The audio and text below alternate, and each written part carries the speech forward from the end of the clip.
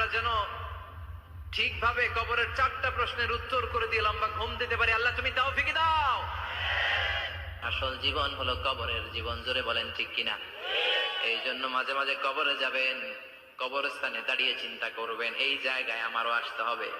দিন যাবে, রাত আসবে, বৃষ্টি হবে, শীত আসবে, কেউ আমার দেখতে আসবে না। সবসময় ভিজা থাকে, কি থাকে? সবসময় যেন পড়ি সুবহানাল্লাহ, আলহামদুলিল্লাহ, লা ইলাহা ইল্লাল্লাহ। সব সময় যেন আমরা পড়ি আল্লাহু আকবার। বিশ্বনবী বললেন, আহাব্বুল কালাম ইলাল্লাহি আরবা'টা, আহাব্বুল কালামি ইলাল্লাহি আরবা'।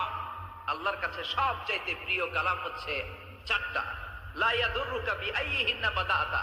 এই 4টার কোনটা দিয়ে শুরু করবে এটা তোমার ব্যাপার, আগে পরে করলেও কোনো সমস্যা নেই। 4টার একটা হচ্ছে সুবহানাল্লাহ, আরেকটা হচ্ছে আলহামদুলিল্লাহ, আরেকটা হচ্ছে লা ইলাহা ইল্লাল্লাহ, আরেকটা হচ্ছে আল্লাহু আকবার।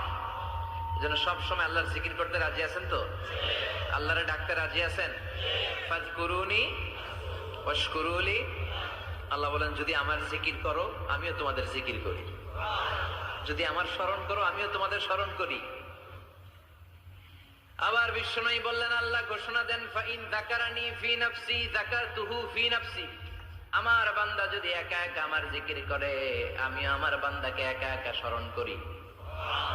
ওয়া ইন যাকারানি ফি মালাইন যাকারতুহু ফি মালাইন খায়রিম মিনহু। আর মহা সম্মেলনে যদি বান্দা আমারে স্মরণ করে আমি